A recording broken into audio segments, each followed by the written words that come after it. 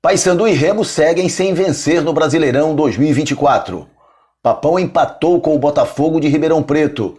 Remo perdeu para o Atlético Mineiro. Está no ar o Segundo Guerra aqui no Nesf para você.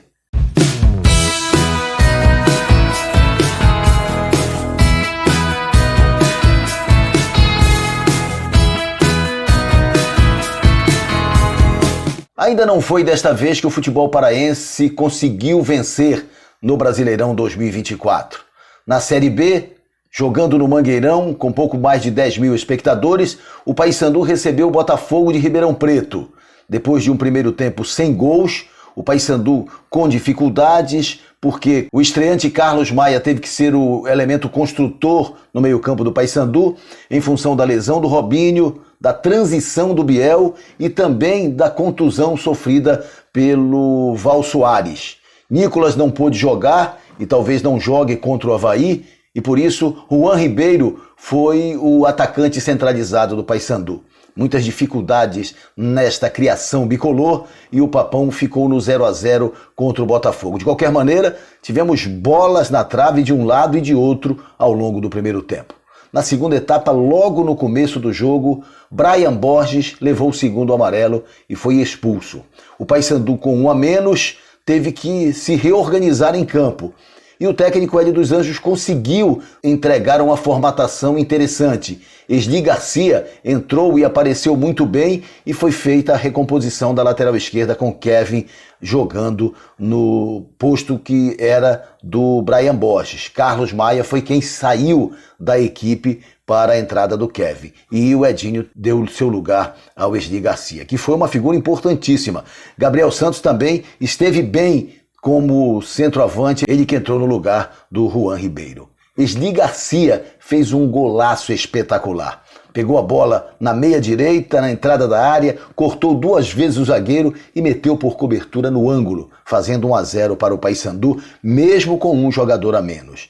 O Botafogo foi para cima e acabou chegando ao empate também num belo gol marcado pelo Toró, que havia entrado minutos antes. Ainda houve chances de lado a lado, Jean Dias teve uma boa oportunidade, Fraga também, os dois pelo Paysandu, e o Botafogo também fustigou e Matheus Nogueira pontificou, fazendo belas defesas e segurando a meta bicolor. O resultado de 1-1 mostra claramente o que foi a partida, muito equilibrada, muito espelhada e, de qualquer maneira, o Paysandu garantiu um ponto com um a menos, mas não foi o que a torcida queria. A torcida queria a vitória dentro de casa e ela não aconteceu. Agora o Paysandu vai ter o confronto contra o Avaí na próxima sexta-feira, jogo marcado para Curuzu, apesar dos protestos do técnico Hélio dos Anjos com relação ao gramado do estádio Leônidas das Castro, criticando a empresa responsável pela manutenção do gramado do estádio Vovô da cidade.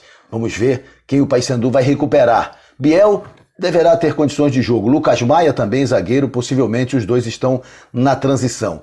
Quanto a Nicolas, a Robinho, a Val Soares, aí a coisa fica um pouco mais complicada. Vamos ver como é que o Hélio dos Anjos vai organizar a equipe. Uma coisa é certa, Kevin será o lateral esquerdo, já que Brian Borges foi expulso.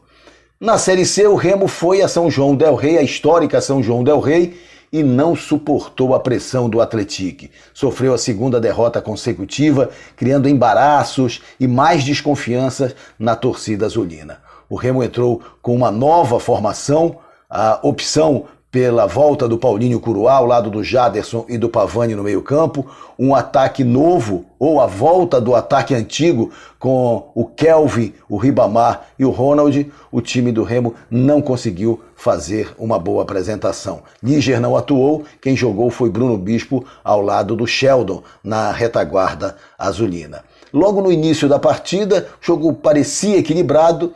De repente, numa bola de lateral, jogada rápida, e o Jonatas, o artilheiro da Série C, fez o primeiro gol da equipe do Atlético. E o Atlético poderia ter feito mais gols na primeira etapa, mas ficou 1-0.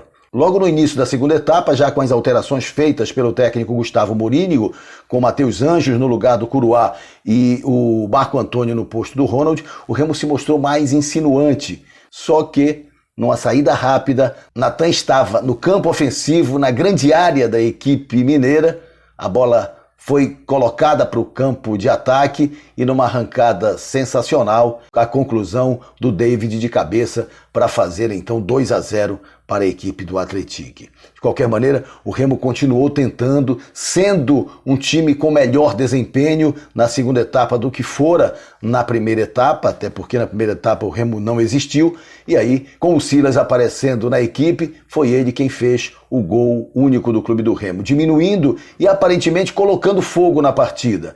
Mas isso não aconteceu. Logo depois, Robinho fez 3-1 para a equipe das Minas Gerais e o Remo ainda perdeu o Marco Antônio, que foi expulso por atingir com uma cotovelada o adversário. O Remo não foi bem, o técnico Gustavo Mourinho acusou o golpe na entrevista pós-jogo e agora é focar no Botafogo da Paraíba no próximo domingo dentro de João Pessoa.